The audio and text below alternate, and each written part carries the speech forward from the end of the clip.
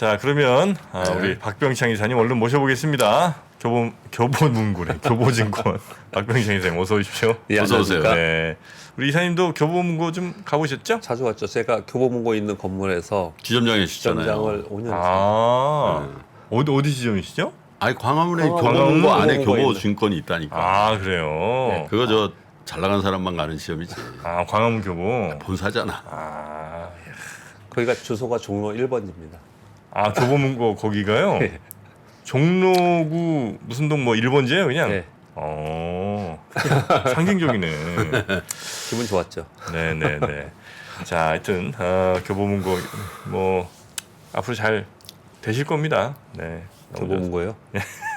반센노블도 잘 된다. 수익이 이렇게 많이 나는 건 아닌 그치. 것 같던데요. 네. 근데 기업의 사회적 뭐 환원, 그렇지. 사회복지 뭐 이런 차원에서 많이 한다라고 좀 들고 있습니다. 그리고 그 전에는 사실 뭐 여담입니다만은 저 어렸을 때만 해도 대한교육보험, 대한교육 교보생명이 대한교육보험의 네, 준말이거든. 네, 네, 네.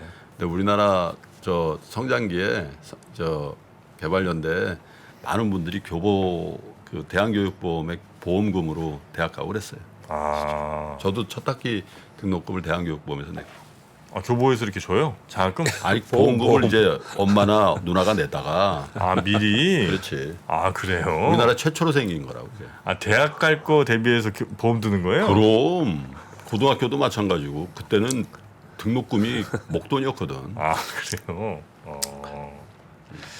대단한 시대. 그때가 6.25 직후죠 아마. 소 팔고 그랬지.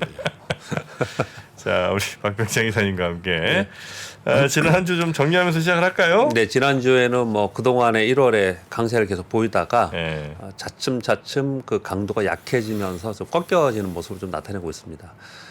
미국은 지난 한 주 하락을 했고요. 그 직전 주에는 강세였습니다. 근데 우리나라는 2주 연속 지금 십자형으로 옆으로 횡보하는 그런 모습을 나타내고 있습니다.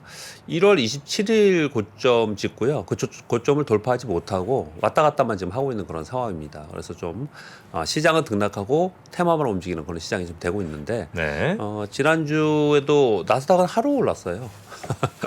나스닥 2.4% 하락했고요. 근데 반면에 다우는 0.17% 약밥 정도로 마감을 했고요. S&P 500 1% 마감인데요. 지난주 금요일 날은 오전에 하락이었습니다. 그래서 오후 들면서 반등을 하기 시작을 해서 다우는 0.5% 반등했고요. S&P 500은 0.2%. 나스닥은 낙폭이 컸기 때문에 마이너스 0.6%로 하락 마감을 했지만 반등을 하면서 마감을 했습니다. 오늘이 월요일이죠. 이제 지난주 월요일 날 말씀드리기를 이제 그 직전에 있었던 고용 지표, 요게 이제 논란이 됐지 않습니까? 그리고 나서 지표가 변환됐습니다. 달러인더스가 약간 오르고 원화와 위안화가 약세가 되고 국채 수익률이 지금 올랐습니다. 보시면 여러분 달러인더스가 103.4까지 지금 올라와 있죠. 우리 원화도 1267원까지 올라와 있고요. 2년 만이가 4.5%까지 다시 올라왔습니다. 그러니 당연히 나스닥이나 성장주들이 상대적으로 약세를 보이면서 하락해서 지난 한 주 동안에는 나스닥이 상대적으로 약했다고 보시면 됩니다. 챗봇 테마가 강했었는데 구글의 바둑 논란으로 인해서 주가 차별화가 나타났고요. 테슬라 인베스트 데이 요거 기대감으로 인해서 상대적으로 테슬라와 전기차가 강했습니다. 반도체는 선방했고요. 지난주에 그 차별화가 나타났다는 설명이 극명하게 하나 나타난 게 어떤 거냐면요. 리프트가 실적 악화 및 가이던스가 안 좋게 발표되면서 마이너스 36% 하루에 하락을 했습니다. 반면에 같은 사업을 하고 있는 우버는 지난주에 좋았어요. 상승을 했고요. 리프트 36% 하락하는 동안 우버는 지난주 금요일날 4% 하락했거든요. 즉 같은 업종에 있는 같은 사업을 하는 기업들도 네. 주가와 이익에 따라서 차별화가 극명하게 나타났다. 이렇게 보시면 될 것 같고요. 엔비디아가 지난주 금요일날 4.8%, 테슬라 5%, 넷플릭스 4% 하락했는데 이걸 일부러 불러드리는 이유는요. 이번 반등에 가장 세게 올랐던 섹터들이에요. 종목들이에요. 네네. 그러니까 차익 매물이 나왔다. 그렇게 보시면 될 것 같습니다. 네. 지난주에 우리 주간으로 코스피는 0.4% 빠졌고요. 그리고 여기 광고가 나와요. 어떻게 된 거예요? 잠시만요. 죄송합니다. 뭔가 새로운 시도를 하려면 예. 항상 이런 실수가 나옵니다. 네. 네. 괜찮아요? 아마도 말씀을 주세요. 편집을 안 눌러놔서 그런 것 같습니다. 네.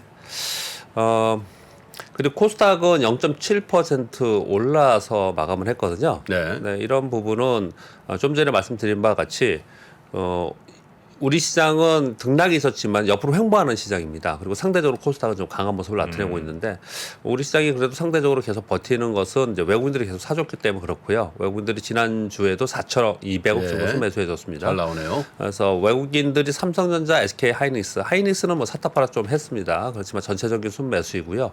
LG 에너솔루션, 삼성 SDI를 계속 사줬습니다. 그러면서 2차 전지로 강세를 보이면서 시장을 견인했다 보시면 될 것 같고요. 반도체와 그리고 인터넷이 강세입니다. 그리고 엔터테인먼트는 SM 이슈로 인해서 상대적으로 그 테마가 이루면서 이제 강세를 보였고요. 전체적으로는 테마 순환이 계속 이어졌다라고 보시면 됩니다. 그런데 지난주만이 아니고 한 2주 동안 지수가 횡보하는 동안 애플페이, 챗봇, 로봇, STO 뭐 여러 가지 테마들이 많이 움직였잖아요. 네. 근데 제가 말씀드리기를 가장 먼저 상승했고 상승폭이 컸던 주도주들이 좀 쉬어가고 있고 저가주나 소형주들이 움직인다라고 말씀을 드려서 좀 조심스럽다 말씀드렸는데요. 지난주 금요일 날 매물이 나오기 시작을 했습니다. 네. 그래서 단기 급등했던 중소형 테마의 매물이 나오면서 지난주 금요일 날은 코스닥은 1.5% 하락하면서 상대적으로 약세를 보였습니다. 즉 지수는 지금 옆으로 횡보하고 있는 상황이고요. 그 사이에 테마가 이루어지고 있는데 테마의 힘이 조금씩 약해지면서 차익 매물이 나왔다라고 네. 보시면 될 것 같습니다. 이번 주에는 14일 날 있을 미국 CPI가 가장 중요합니다. 6.2% 전망하고 있고요.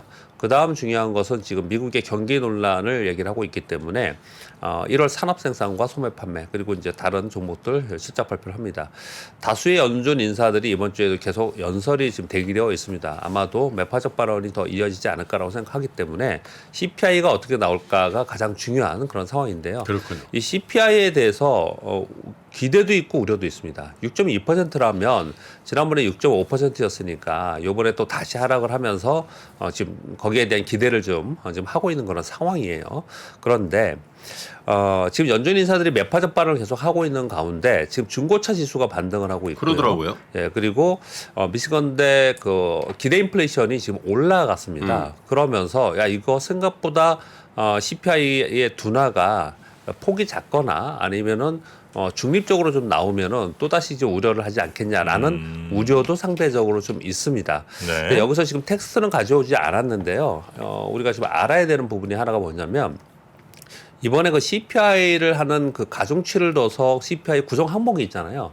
그 구성 항목이 원래 거주비가 가장 높지 않습니까? 근데 거주비의 구성 항목의 비중치를 요번에 높였습니다. 그래서 지금 이것 때문에 CPI는 어떤 순간이 되면은 급격하게 하락할 가능성이 있다. 이렇게 얘기를 좀 하고 있는 네. 거거든요. 왜 그러냐면은 저는 주택 부분 잘 모르지만 부동산 부분 모르지만 지난 주말에 여러분 뉴스 보시면은 우리나라 지금 전세 가격이 되게 급락하고 있다라고 얘기를 해요. 주택 가격이 맞아요. 떨어지고 있기 엄청 때문에. 빠지더라고요. 네, 엄청나게 많이 빠진다고 해요. 그래서 미국의 거주비도 주택 가격이 빠지면서 어떤 순간이 되면 이게 급격하게 빠질 가능성이 있다. 이렇게 얘기를 하는 거예요. 그래서 그게 어떤 순간인지를 기다리면서 이제 이 CPI를 바라보고 있는 것이다라는 걸 참고로 말씀을 좀 드리겠고요. 이 자료들을 보면 이제 거기에 가장 관심을 많이 갖습니다. 거주비에 대해서. 네. 지금 현재는 거주비가 이렇게 급격하게 내려오고 있는 상황이 아니기 때문에 유가나 뭐 중고차나 뭐 아니면 소비자 물가에 있는 소비 제품 이런 것들에 의해서 많이 움직이는데 이번에는 크게 하락하지 않을 가능성이 있다라는 것을 우려가 있기 때문에 시장이 거기에 대해서 주춤주춤하는 그런 모습이 나타나고 있다라는 거예요. 그렇다 보면은 이 앞두고 나서는 시장이 경계 심리가 작용을 할 것이고 실제 발표치에 따라서 시장을 움직일 것이다 이렇게 보시면 됩니다. 즉 이번 주에는 CPI에 관심이 집중되어 있다라고 보시고 변동성이 좀 있을 가능성이 있다 그렇게 좀 이해하시면 될 것 같고요. 예. 이번 CPI 발표 후에 3월 22일 날 FOMC 회의가 있는데 그 사이에 빅 이벤트가 하나도 없습니다. 시장을 끌고 갈 수가 없어요. 위로든 아래든. 그래서 여전히 실적이나 기업의 어닝에 따라서 차별화되고는 종목 장세 그리고 테마 장세가 계속 이루어지지 않을까 그렇게 보시면 될 것 같고요. 우리는 더더욱 그렇습니다. 지금 말씀드린 바와 같이 1월 27일 이후에 왔다 갔다만 하고 있지 지수가 위도 아니고 아래도 아닌 그런 상황입니다. 정고점 2,500포인트를 돌파를 계속 못하고 있는 상황이거든요. 그러다 보니까 지금 테마 이루어지고 있고 또 종목별로 지금 실적 발표 계속 하고 있거든요. 중소형주는. 그래서 실적에 따라서 종목들 차별화가 많이 나타나고 있어서 네. 전형적인 종목 장세가 이루어지겠다. 그렇게 보시면 될 것 같습니다. 네. 자, 뉴스 몇 가지 말씀드리겠습니다. 아까 잠깐 언급을 좀 하는 것 같은데요. 우리 권 기자님이 러시아가 대규모 재정 적자로 인해서 원유 감산을 결정했다라는 뉴스가 있었습니다. 러시아산 유가 상한제 플러스 각종의 경제 제재를 하고 있죠. 그리고 천연가스 무기화를 실패했다라는 내용과 함께 세수가 급감하면서 1월 재정 적자가 25년 만에 최대치가 나왔다고 합니다. 그래서 1일 50만 배럴 감산 결정을 했다라고 해서 실제로 유가가 상승을 했습니다. 선물도 상승하고요. 그리고 우려를 하는 것은 혹시 유가가 이렇게 오르면 인플레이션 다시 올라가는 게 아니냐 이런 우려들을 좀 하고 있는데 지금 월가에 나오는 자료들을 보면요.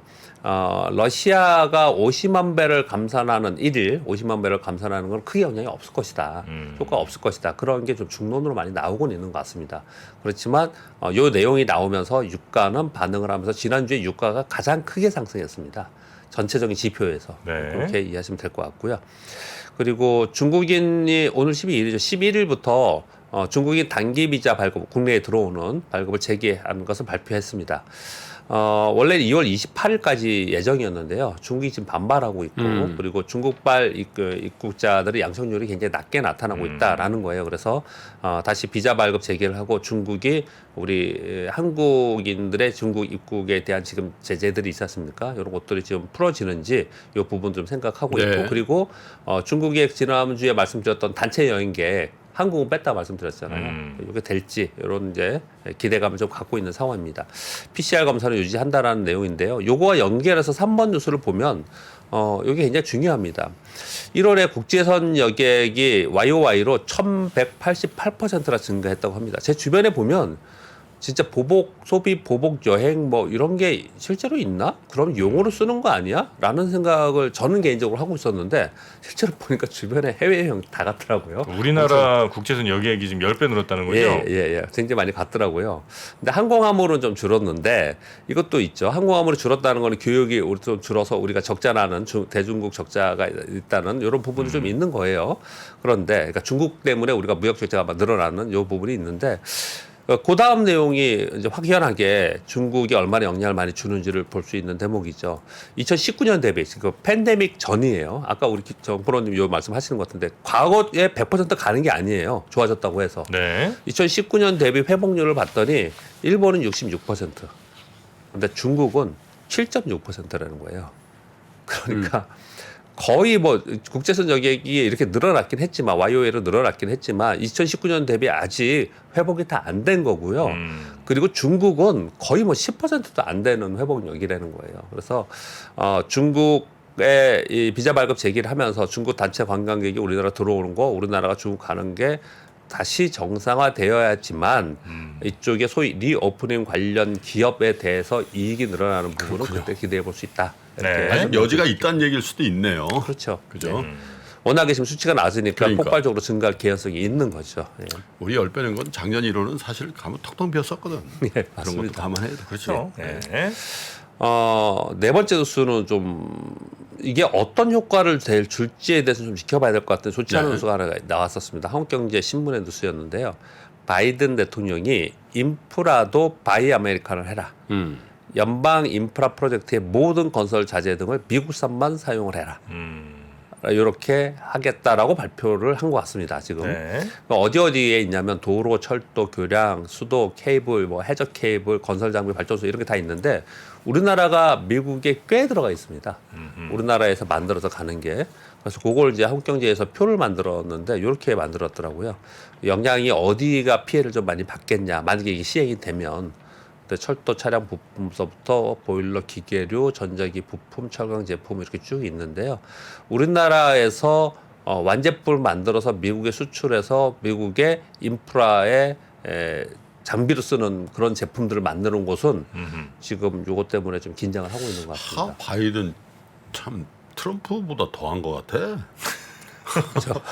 그렇죠. 그지? 그대로 이어나가고 있는 거죠. 네. 그냥 미국인 거죠.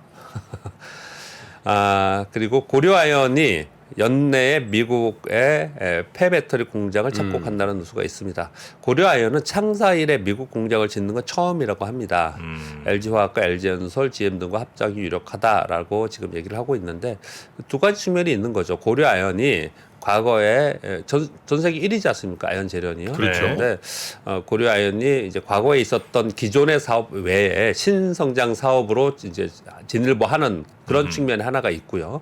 그리고 또 한 가지는 LG와 LG 에너솔루션과 미국에 들어가면서 수직 계열화를 완성하는 부분 이런 부분 하고요. 그리고 미국이 지금 뭐 계속 리쇼링 계속 하고 있는 상황에서 미국의 공장 다 들어가고 있잖아요. 그러니까 뭐 이쪽 부분도 미국에 들어가서 할 수밖에 없는 상황이 아닌가 그렇게 좀 보여지고 있고요. 이게 나중에 어떻게 될지에 대해서는 정말 이코노미스트들이 해석을 많이 해야 되는 부분인 것 같아요. 우리 뭐 주식 투자자들의 입장에서는 뭐 단기적으로는 이게 뭐 호재가 될 수도 있고 어떤 부분은 또 악재가 될 수도 있고 그런데 장기적으로 우리나라의 산업으로 보면은 미국에 그렇게 계속 간다. 그러면은 이게 정말 어떤 일이죠. 효과가 있을지에 대해서 참 고민이 거리가 될 수 있는 부분이긴 합니다. 일자리죠, 일자리. 예. 여섯 번째 뉴스는요. CATL이 그 미국의 포드와 합작 공장, 배터리 합작 공장 설립을 네네. 한다. 이 뒤에 강행이라는 표시를 써놨습니다. 저 뭐예요? 예, 이거 왜 강행이라는 표시를 써놨냐면요. 네. 미국에서는 CATL 중국 기업이 미국에 들어와서 합작 공장 짓는 것을 선호하지 않습니다. 못 들어오게 하려고 하고 있어요. 왜냐하면은 미국의 산업이 중국의 지배를 받는다. 이런 것들 때문에 계속 방어하는 기조가 그러니까요. 강하거든요. 네. 그런데 포드에서는 그냥 설립하겠다라고 해서 강행이라는 표시를 지금 써놨어요. 그러니까 실제로 어떻게 더 될지 모르겠지만 주말에 이게 지금 보도가 됐습니다. 그래서 주말에 나온 보고서들을 보면은 그럼 국내 배터리 3사의 역량이 좀 우려된다라는 쪽으로 좀 얘기를 하고 있는데 네. 사실 포드에도 들어가면 좋겠지만 다른데 워낙 많이 지금 들어가 있습니다. 그런데 더 많이 확산할 수 있는 부분들이 좀 줄어드는 부분들을 감안을 하면서 주가가 움직일지 이런 부분 생각해야 되는데 미국의 정서는 일단 여기 강행이라는 표시를 쓰는 만큼 중국 기업이 미국의 합작 공장 설립하는 것은 그렇게 우호적이지는 않습니다. 그래서 좀 더 지켜봐야 되겠지만 일단 강행한다라는 뉴스가 좀 나왔고 그래서 국내 배터리 3사의 역량이 있을까 이런 부분에 우려를 좀 목소리가 있다 이런 뉴스까지 있었습니다. 네. 그리고 마지막 뉴스는요. 그 2월에 그 MSCI가 분기 리뷰를 합니다. 근데 스몰캡 종목이 9개 종목이 편입이 됐고 편출 네. 종목은 없었습니다. 근데 9개 종목 편입된 종목이 DOU, ISC, 제이시스 메디칼, 오스템 임플란트, 램보 로보틱스, 세아제강 홀딩스, 세방, 신라젠, W 스코프가 있었는데요. 이건 그냥 시총으로 가는 거죠? 시총으로 가는 거예요. 네. 그래서 사실 그 기업이 뭐 성장성이나 아니면 이익이 안 따라와도 시총이 높아지면 그냥 들어가거든요. 이게 인덱스라서 네. 그 부분은 꼭 여러분들이 염두를 하셔야 됩니다. 그러니까 시총이 단기 급등해서 올라가서 들어갔는데 주가 빠지면은 이 효과는 좀 없을 수 있는 거거든요. 그런 부분들을 감안하셔야 될 것 같고요. 2월 28일 날 그 이제 결과가 나오는 거고요. 근데 이런 내용이 나오면 사실은 먼저 사전적으로 움직이고 그 즈음 되면은 빠진다는 거 여러분 다 경험적으로 알고 계실 겁니다. 근데 참고로 이런 종목이 있다까지 말씀드리겠습니다. 오스템과 신라젠이 들어가 있네. 네. 고통을 줬던 종목들. 그렇죠. 이 회사의 뭐 질 이런 걸로 평가하는 건 전혀 아니고 네, 예, 그냥 시가총액이 비싼 순서대로 그냥 쭉 들어갔다. 네. 그러니까 이제 편출입이 되면은 이제 수급의 영향을 받기 때문에 주가에는 영향을 받죠. 그러니까 네네네. 이제 주가가 왜 움직이는 건지는 알고 있어야 되기 때문에 이제 설명을 드리는 것입니다. 네, 알겠습니다. 우리 박병창 이사님과 함께 오늘도 마켓 인사이드 한번 박병창 이사님과 함께 우리 시장에 대한 이야기 좀 잘 들어봤고요. 네. 우리 박병창 이사님은 내일 아침 또 뵙겠습니다. 네, 정광우 대표 모시죠. 네. 장 시작 전부터 종료까지 쏟아지는 수많은 뉴스와 정보들. 이 중에서 어떤 것이 투자에 정말 도움이 되는 정보일까요? 3프로의 증시 셔터맨 박근영 마스터가 직접 정보를 선별하고 투자의 힌트를 드립니다. 시간도 아끼고 투자 아이디어도 얻는 시간, 박근영 부장의 마켓 힌트와 함께 하세요. 자세한 사항은 3프로 TV 앱과 홈페이지를 확인하세요.